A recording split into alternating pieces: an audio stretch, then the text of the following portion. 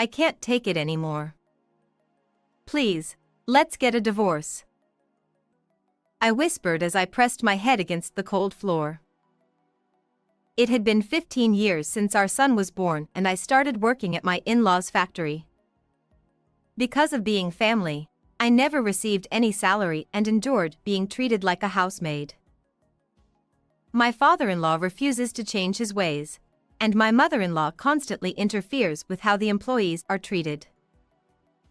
And instead of putting a stop to it, my husband blindly believes that everything his parents do is right. When I returned home, there was no help with childcare or household chores. Since being tied to my in-laws' house, I wasn't even allowed to visit my own family. But if that were the only issue, I could still bear it. I could endure it if it were just me. But I couldn't forgive sacrificing my son. My husband didn't even bother to ask our son, who would soon graduate from high school, about his wishes. He simply proposed making him work at the factory. My husband's argument was that, like himself, our son, as the heir, should start working at the factory early. But our son didn't want any of that. Was this man not only exploiting me but also aiming to exploit our son's life? When that thought crossed my mind, my patience reached its limit. My husband looked down at me coldly as he sipped his hot coffee while I resolved to bring up the divorce. Divorce, huh? Fine by me, but you still need to work at the factory after that. My name is Elizabeth, and I'm turning 45 this year. Influenced by my father, who was an engineer, I had a fondness for tinkering with machines from a young age. I pursued studies in electronics engineering at a technical school. After starting my career, I met my current husband, Tony, at a meeting with a client. During discussions about ordering parts from the town factory owned by my husband's father, Tony and I hit it off as I continued to visit the factory for meetings. Tony confessed his feelings to me, and we began dating with marriage in mind. Back in those days, when it was still very much a male-dominated society, especially in the field of technology, I had assumed that being a female engineer at a client company wouldn't leave a good impression. However, contrary to my expectations, his parents welcomed our relationship with smiles. Although I had pride in acquiring top-notch technical skills while working as a temporary employee at various companies, I was quite inexperienced in matters of love. So, when his parents accepted me, I remember feeling truly relieved. That was when I found out I was pregnant. Several months after getting married, when my period didn't come and I went to the hospital, it turned out I was pregnant. When I told my husband, he was so flustered that he spit out the coffee he was drinking, then jumped up with joy. It was like a festival. Pregnancy prompted me to resign from the job I had until then, and without any doubt, I nodded in agreement to my husband's suggestion that I should work at my in-laws' factory once the child was born.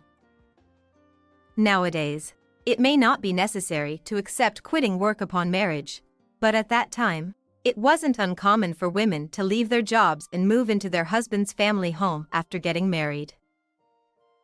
Additionally, I indeed had the desire to support the family as a member of my husband's family. We quickly tidied up the detached house at my in-laws' place and began living as a family of 3, including our son in my belly, without any interference.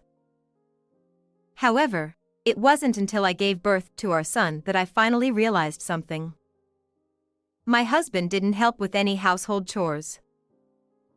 Even though I became a full-time housewife, managing all the household tasks while caring for a young child turned out to be much more challenging than I had imagined.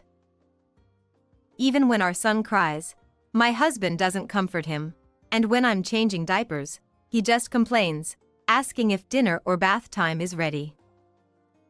Even when I beg him to help a little, he dismisses it, insisting that household chores and childcare are women's duties. He, unemployed as he is, starts yelling that I should just do it. Occasionally, when my in-laws come to check on us, I seek their help, but all they do is coo over our son, saying how cute he is, without actually helping to change diapers or soothe him. On top of that, my father-in-law took away the savings I had accumulated from working before marriage, claiming that a wife's savings belong to the family. In this household controlled by my father-in-law, there's no way I can appeal for my money back. While my in-laws thankfully covered expenses like rent, utilities, and groceries, I had no money of my own to spend freely. Even for buying a single piece of clothing for our child, I had to beg my husband for pocket money. I gradually lost the will to resist them. Instead of being the support I needed, my husband either treated me coldly, as if it were solely my duty as a wife, or threw terrible tantrums when he was in a bad mood. Holding our newborn son, I found myself trapped in this situation with no way to escape. My in-laws and husband told me to work as a family employee without pay, as soon as they realized that my son John could attend daycare and I would have some time to myself. There were times when I pleaded to at least receive some salary, as I wanted to buy new clothes for my child, but both my husband and parents-in-law used the fact that they covered our living expenses as a shield and adamantly refused. They insisted that the hand-me-down clothes from relatives, even if stained, were enough. How many times did I hold my son close, begging for forgiveness as a mother who couldn't even afford to buy him new clothes? Before I knew it, my son John became the sole purpose of my life. Neither my in-laws nor my husband offered any help with childcare. With no means of contacting my own family or affording transportation to rely on, I felt utterly powerless. All I could do was to protect my son John from this demonic family and raise him to be a fine person. That became my sole goal, and I worked tirelessly, pouring my heart and soul into it. It was in the spring when John turned 15 years old. Suddenly, my husband and in-laws decided to renovate the family house. They insisted that I should help as a member of the family, yet they refused to pay me a salary. I couldn't help but wonder if they truly had the financial means for house renovations. If they had that kind of money, why couldn't they have used it to buy better clothes for John? Why couldn't they have provided him with better food? I couldn't shake off the image of my son's face, having experienced poverty since he was young. Why the sudden renovation? I timidly asked, to which my husband snorted dismissively. Well, John is turning 15, right? He'll be able to work from next year. It's about time he starts living with my parents, learning the family business as the successor. Without even considering John's wishes, my husband implicitly stated that he wouldn't allow him to go to university. I could feel my face turn pale at his words. If it were just me, I could endure it a bit longer. But was this man trying to control John's life as well? The moment I had that thought, I found myself blurting out divorce without even thinking. I can't do this anymore. Please divorce me. My husband, maintaining a blank expression, looked down at me for several tens of seconds, then let out an exaggeratedly loud sigh. Divorce, divorce, he said, sipping his coffee with a deliberate pause. Then, to my shock, he said something unbelievable. Sure, we can get divorced, but you'll still have to work here. There's nowhere else that would hire you anyway, right? The world seemed to sway for a moment. What was this man going to say next? To suggest that I should work in his factory even after divorce. It was absurd. I looked up at my husband, taken aback, only to see him grinning at me with a smug expression. No way. I can work perfectly well elsewhere. Fortunately, There were still business connections between our factory and my previous workplace, and I had former colleagues who had advanced in their careers there. While I might not be able to work for the same company, with my skills, I should be able to get a job through referrals. Well, whatever, but leave John here. He's the heir to this place. My husband seemed to back down under my resolute refusal, but now he began insisting that I should leave John behind. I wanted to scream at him for saying something so foolish, but what if John wanted to stay here? If I left my in-laws' house, John might end up living a more difficult life than he does now. Unlike me, if John were raised as the heir, he might be able to live without any inconvenience. Such thoughts crossed my mind. Biting my lip, my husband led John and me to the living room of my in-laws' house. Sensing the uneasy atmosphere, John, perhaps understanding something was wrong, followed silently. What's going on at this hour, Tony? My father-in-law, Eric, greeted us with a puzzled expression.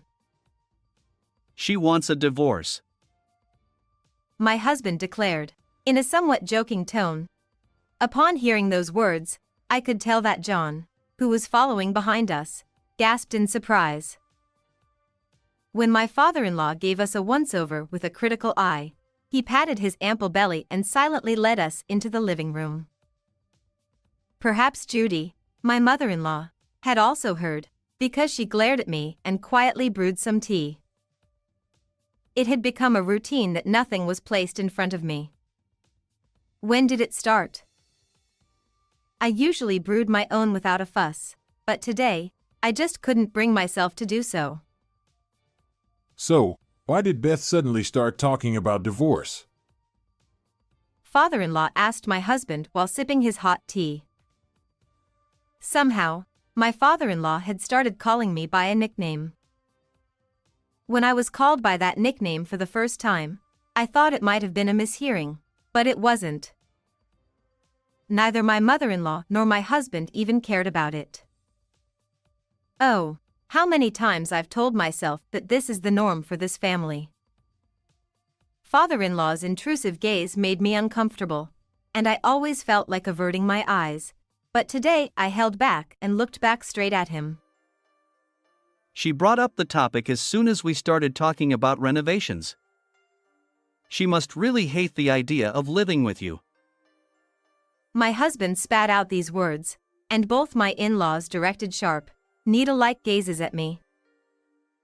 I knew it was coming, but I never seemed to get used to it. The initial atmosphere of welcome faded away almost as soon as I started working at our factory.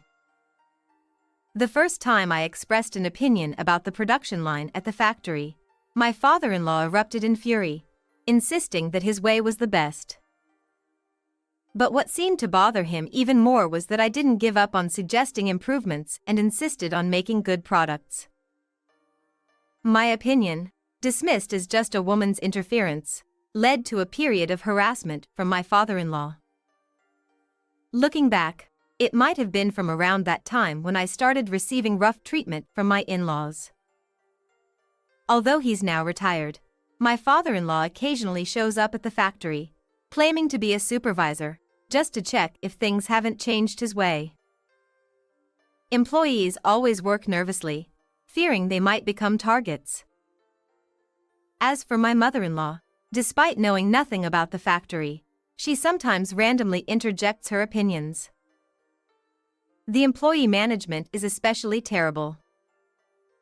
If they don't like someone's greeting, they'll cut their salary. If someone brings refreshments, they'll suggest giving them a bonus. They change employees' treatment based on their mood. Even after my husband became the CEO, this didn't change. He never questioned it, instead reflecting his parents' decisions. For my husband, if his parents say something is black, no matter how white it may be, it's black. I've been apologizing to them every day, knowing we couldn't survive if employees quit.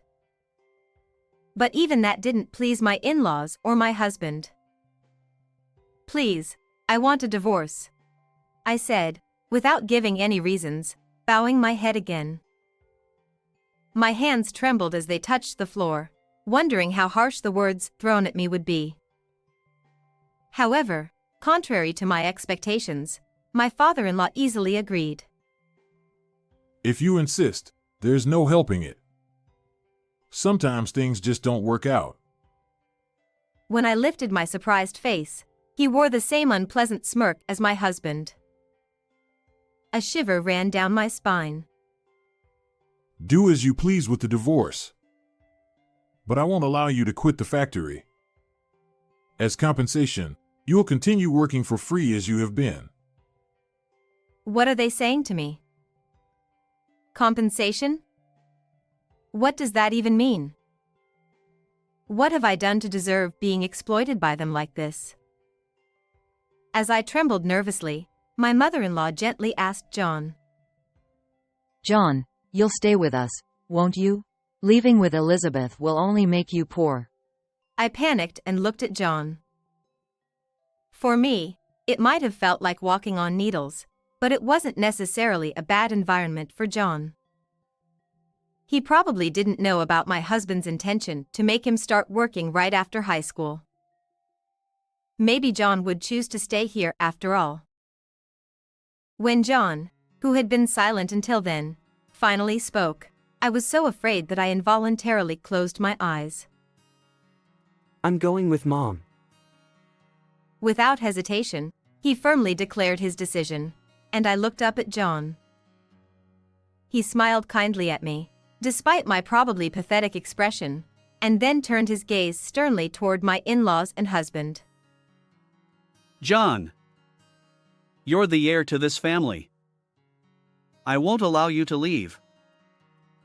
My husband shouted angrily. John, please reconsider what you're saying. John, who do you think raised you? Seemingly shocked by John's determination, my mother-in-law hurriedly tried to persuade him, while my father-in-law, even more than my husband, turned red-faced and spat out his words in agitation. But John, as if protecting me, spoke up clearly once more. It was Mom who raised me. I've never once thought of Dad, Grandpa, or Grandma who bullied Mom and never took care of her as family. When did my son's back become so strong? The son I thought I had to protect is now protecting me. Despite feeling pathetic, I couldn't help but feel incredibly happy. It was a story I heard later from the family court mediator, but apparently, my husband and in-laws, panicking at the thought of losing their heir, consulted a lawyer acquaintance to see if there was any way out. However, unlike in the distant past, ultimately, the child's opinion takes precedence in such matters. Especially if a soon-to-be adult, like our 15-year-old son, has clearly chosen his mother, overturning that decision would be difficult. Reluctantly, my husband gave up custody of our son and begrudgingly agreed to asset division. However, when I requested payment for the wages I had earned while working for my in-laws all these years, they flatly refused, claiming I wasn't an employee and that I had been helping out of my own accord. After the discussion with my in-laws, the next day, I gathered a few belongings with my son and returned to my parents' home, where I hadn't been able to go for many years. My parents were surprised to see their daughter and their grandson, whom they hadn't seen since he was a child, suddenly return, but they welcomed us warmly without saying a word. I'm sorry I couldn't come back for so long. What are you talking about? I'm sorry for not realizing sooner. As soon as I explained the situation and apologized tearfully, my mother cried even more than I did and hugged me and John tightly. That evening's dinner overflowed with enthusiasm from my mother and father's homemade dishes, making it a peaceful time for me, a rare occurrence lately. The next day, the telephone in the living room of my parents' house rang loudly. It was my husband calling. I was about to hang up immediately, but I heard a sense of urgency in his voice mentioning employee, prompting me to listen intently. What's wrong? Was there an accident? The first thought that came to mind was an accident involving an employee. Perhaps someone got caught in machinery, or something happened during their commute. Just come home as soon as possible. We'll talk about it then. Without further explanation, I hurriedly headed to my in-laws' factory. The usually noisy factory, filled with the sounds of machinery, was oddly silent today. Puzzled, as I stood there, my husband and in-laws rushed towards me. You're late. What were you doing? Ignoring my father-in-law's complaints, I asked again, "What's going on? Was there an accident? Did someone get hurt?" No, all the employees quit. In my hurried inquiry, the unexpected words reached my ears. Did they quit? All of them? I repeated in disbelief. Such signs were nowhere to be seen yesterday. No, maybe one or two were already fed up with my father-in-law's unreasonable demands. Or was it my mother-in-law nagging again? Although there were some instances, it wasn't expected for all of them to quit suddenly. Seeing me bewildered, my husband spoke with a sense of bitterness. It's because you left. As soon as they heard you were divorcing and leaving, they all quit. As my husband stomped around in anger and shouted, I felt as if I were watching him from a distance, detached. Even after retiring, my father-in-law continues to interfere in the management and work processes, while my mother-in-law, upon noticing disliked employees, urges my husband to reduce their salaries. My husband takes their words seriously and reflects their attitudes in the management decisions. Due to their outrageous attitudes, employees have been growing increasingly dissatisfied year by year. It has been my role for the past 15 years to somehow intervene and mediate between them to prevent their anger from exploding. Within my reach, if any employee caught the attention of my father-in-law, I would defend them even if I was yelled at not to interfere as the daughter-in-law. And if my mother-in-law raised objections, I would divert her attention, even forcibly if necessary. I tried to guide my husband, who obediently followed my in-laws' orders, to minimize the damage as much as possible when he tried to mess up the workplace. It seemed that the employees noticed my efforts. Unexpectedly, I realized that they held affection for me. It was the smiles of my son John and those employees that helped me get through those tough days. If Elizabeth isn't here, they say there's no reason to work here. Who do they think is paying their salaries? I couldn't help but burst out laughing at my husband's frustrated voice. Who on earth said such a thing? The faces of each employee flashed through my mind and then disappeared. It seemed my laughter caught their attention, as my in-laws glared at me with anger. Without hesitation, my husband spoke in a commanding tone. Listen. Here are their phone numbers. Convince them to come back. He thrust the phone book towards me, and I couldn't help but burst into laughter at the way he spoke, as if I would obediently comply. Ha ha ha. Why would I do that? I'm not your wife anymore, and I'm not an employee either. Besides, I haven't even been paid for the work I've done so far. Oh, how absurd. I wiped the tears from my eyes. What kind of tears are these? Are they tears of separation from the husband who used to be gentle? Listen, you haven't paid me just because we're family and you've been uncooperative with household chores and childcare. You've treated me like a maid. I have no reason to listen to what you say, and I have no intention of returning there. Furthermore, I have absolutely no intention of persuading the employees, not even a bit. After laughing for a while, I quietly spoke up.